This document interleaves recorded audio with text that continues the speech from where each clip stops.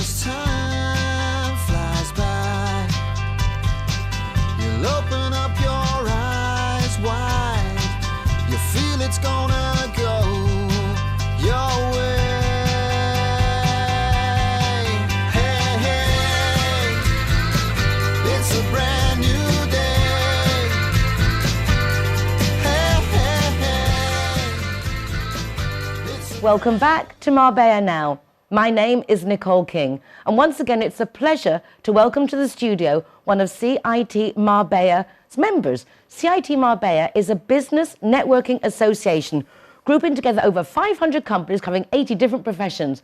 And the wonderful thing about it is that they support each other. And one of the things they do to promote their members is send them each week to our show. It's a pleasure to welcome today Hugo Fernandez.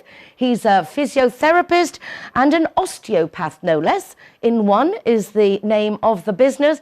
And Hugo, it's a pleasure to meet you. Thank you for coming. Thank you very much. My name is Hugo, and I'm a physiotherapist, graduated in the University of Madrid, the European University, and also became an osteopath in the UK, in the British School of Osteopathy. And I'm here in the representation of In One Medical Clinic, which is a clinic that is basically specialized in the treatment of physiotherapy, osteopathy and podiatry. We all combine the three therapies together. And we basically try to expand our business into kind of like the foreign public. And that's the reason why we actually provide services in different languages, which is, I believe, is one of the strengths that we have in the business. And I'm here in the representation of the clinic just to show a little bit and let people know like what we do and how we can help, especially in those difficult times. But we're still here and we're part of the NHS in the country, and then we're just trying to do our best to actually get people on track and then help them as much as we can. Okay, NHS in the country, explain that. The National Healthcare System. So you are part of the National Health System? Yeah, we do believe as physiotherapists, we actually belong to the National Healthcare System. We work in the private sector, and this is something that is quite important at the moment, because especially on the difficult times that we're having now, we actually doing a great support for the National Healthcare System, because a lot of the people that we get to see, they need to come to us for a musculoskeletal reason, so that they don't have to go physically into the hospitals. So we become quite an important kind of like piece of the whole chain into the health profession. How did you get into this line of health? Well, there's a bit of a long story, but to make it short, I believe I've practiced sport on a high level the whole of my life, and I had a few injuries, and I had to use the physiotherapy service and osteopaths and all of that, and I think I became a little bit intrigued about like the whole thing. I knew how much that basically helped me, and I just decided to to go to university and try to give it a go and see if I liked it. And 10 years after, here I am. I'm a very dedicated person to what I do. I really love kind of like being close to people and develop my profession and try to be as helpful as I can with my tools, obviously, from a physical therapy point of view. But I really love what I do, and I think this is really important in our profession. I think in any profession, if you love what you do, you're certainly going to do it better. And I think it's really nice that from your own personal health, it instigated you to then go and give it as good or better service for other people. As I understand it, I moved to Madrid in the early 90s, and a very dear friend of mine from the States was an osteopath. And although my mother went to an osteopath when I was a little girl, I saw in Spain and in Madrid in the 90s that it was like witchcraft. So you're obviously a bit younger.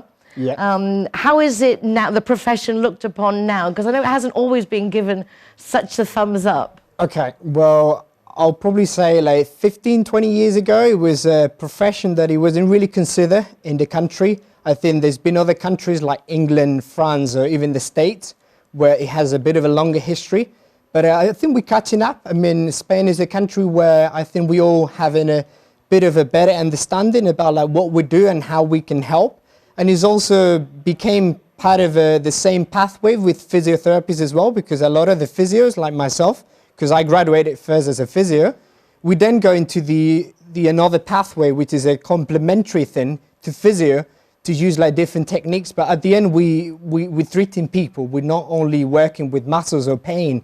We at the end we communicating and getting people in the best states they can be. So at the end, it's kind of like finding the the nice and helpful way from, you know, all the techniques that we have available to try to, you know, to improve the quality of life and, you know, and just to help them. So I think it's become a bigger thing, luckily, and hopefully it will stay like this, because I think it's great for us because people recognize it, and I think it's very good for the whole profession to be recognized in a country. What is the difference between being a physio and an osteopath?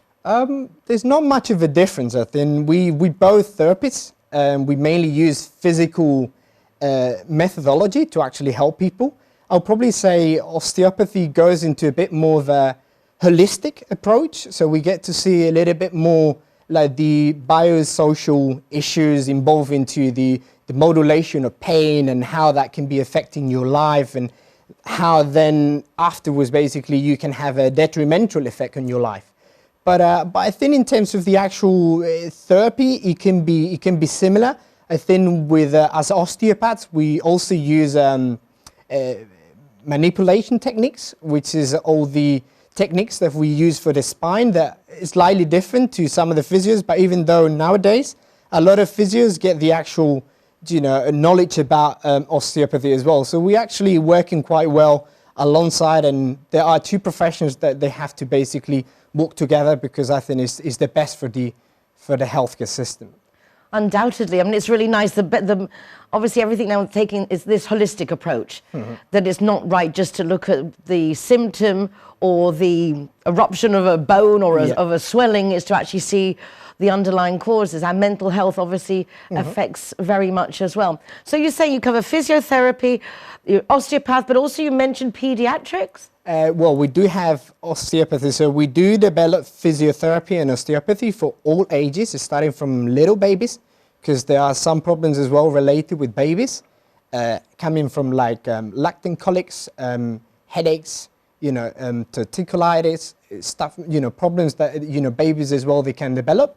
But then the other thing that I mentioned before, it was podiatry. Oh, podiatry, which that's is the doctor's fee. So we actually take the whole paradigm of physio and osteopathy and podiatry to actually have a look at someone from the feet all the way up into the head.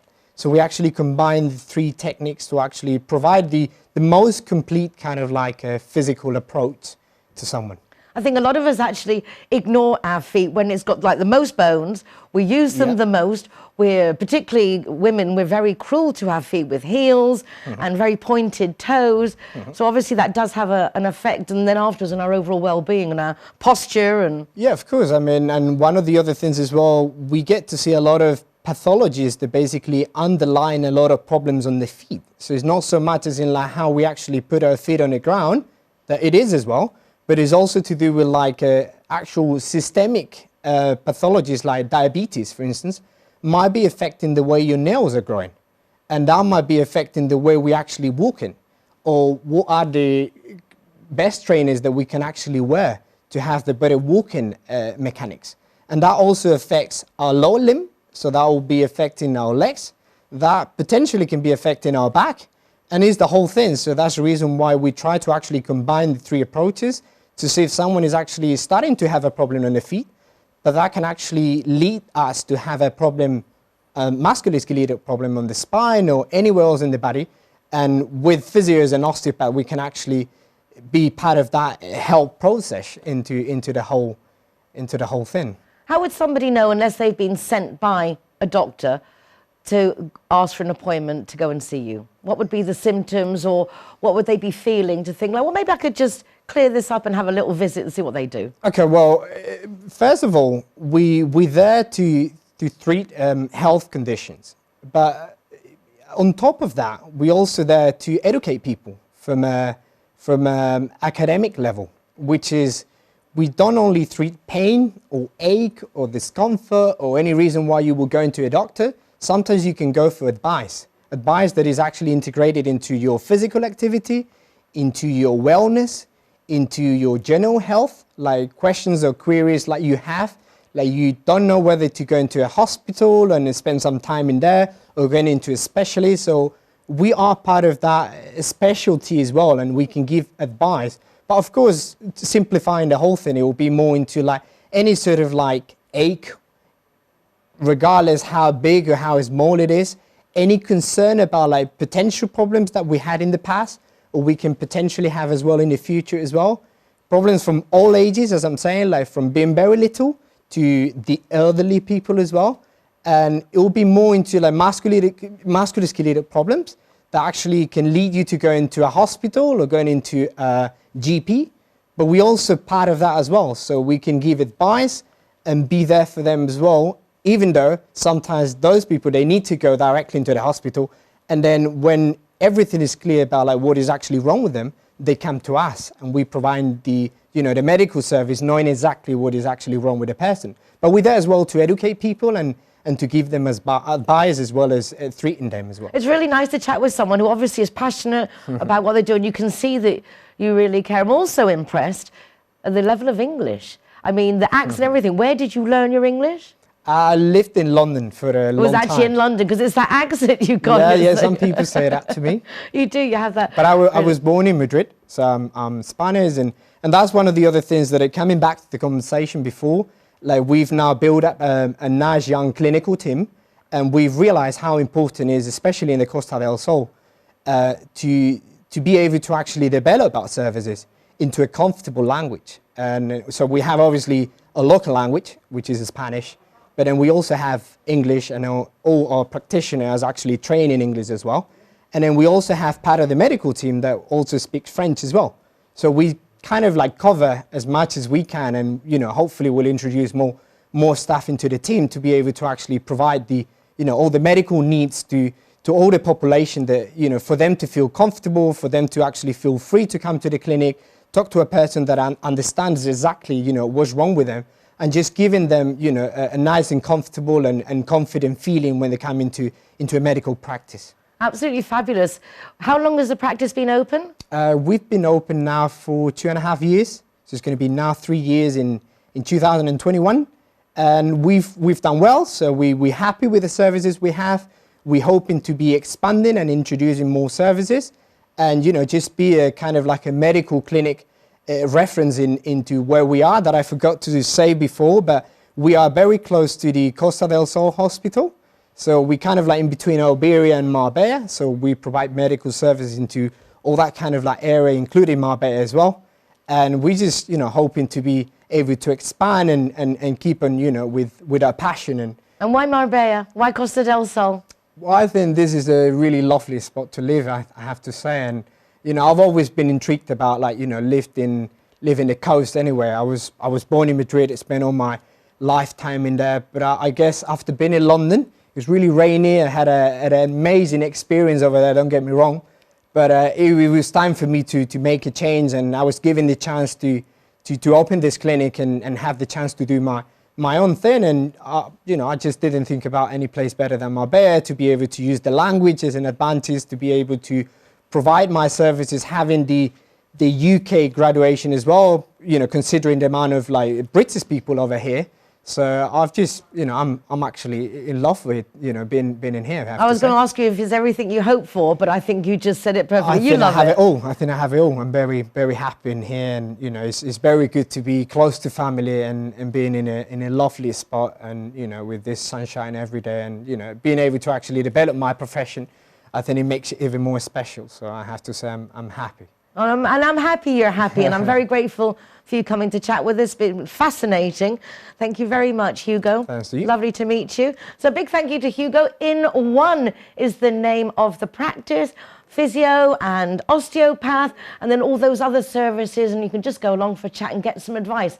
How nice is that? We're going along now to hear some messages from our sponsors. A big thank you to Linear Director Road Traffic Safety Foundation for sponsoring our Zero Hero incentive, and also to Linear Director, because they say that they cater to expats' needs. And every time we ring them with a complaint or asking for something for our community, they actually do it because they really do care. So a big thank you to them for sponsoring the programme, and we'll be back after this.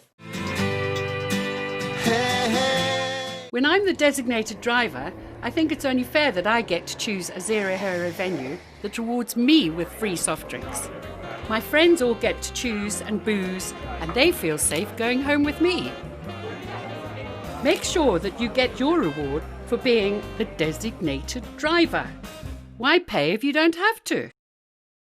Judy likes to consider herself a clever young woman, which is why she thought very carefully before choosing her insurance company.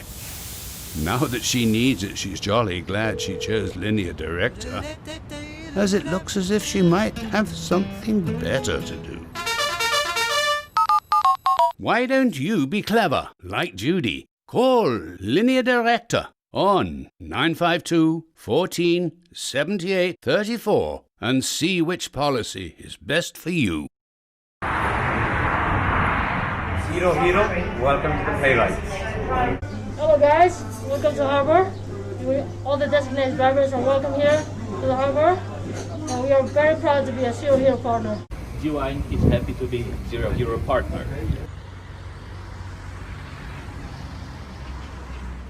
Claddagh are proud to present Zero to Hero.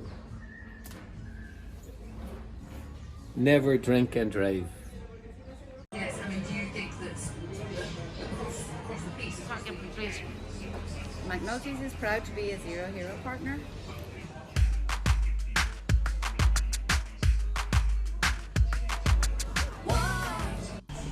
Hi guys, Ross here from Hogan Stand. Proud to be a member of the Zero Hero campaign. And we recommend everybody. Nobody drives drinking. Everybody who drives a car doesn't have any alcohol in their system, and we're proud to sponsor the Zero Hero program.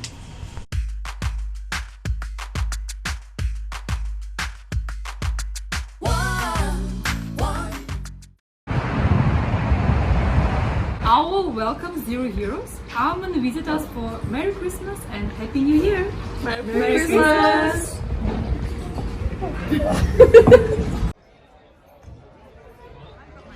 Casa Tua is proud to be a Zero Hero partner.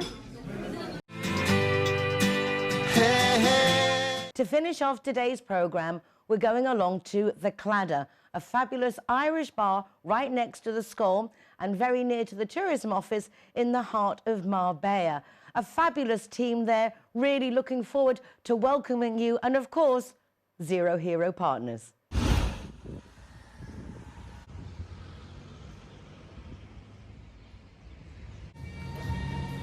All ready for Christmas. How beautiful is this?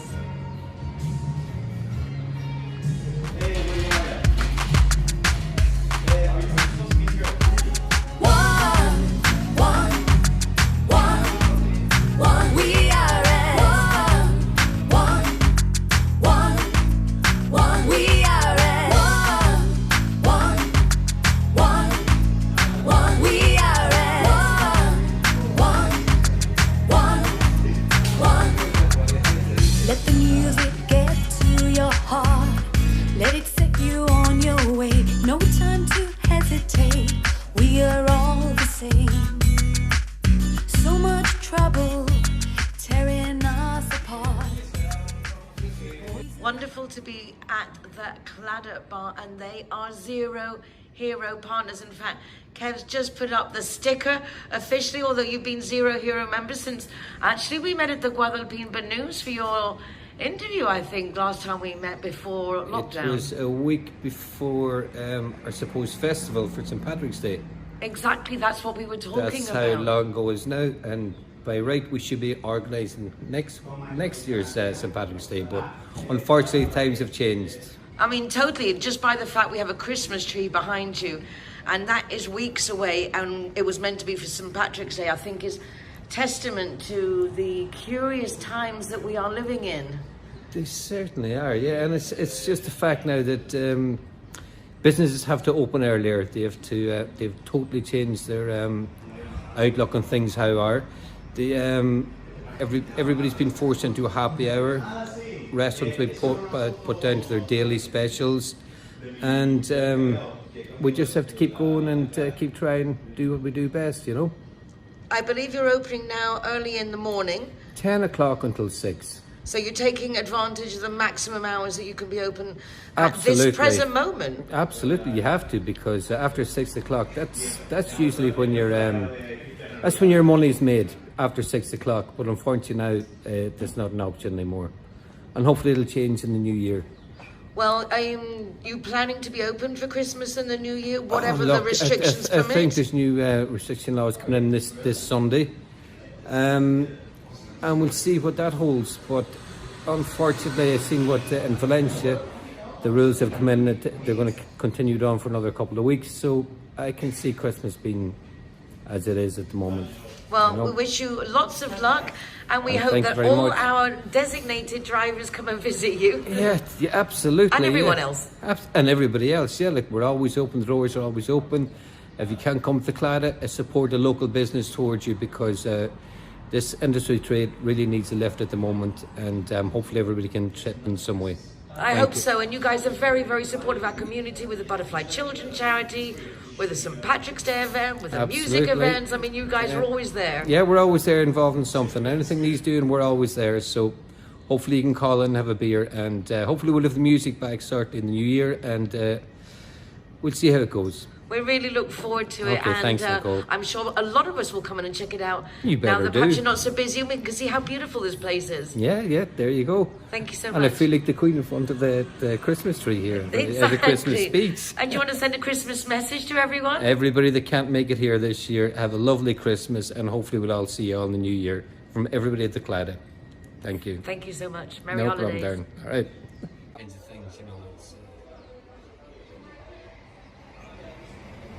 Proud to present Zero to Hero. Never drink and drive. Straight to your heart. We can change if we try.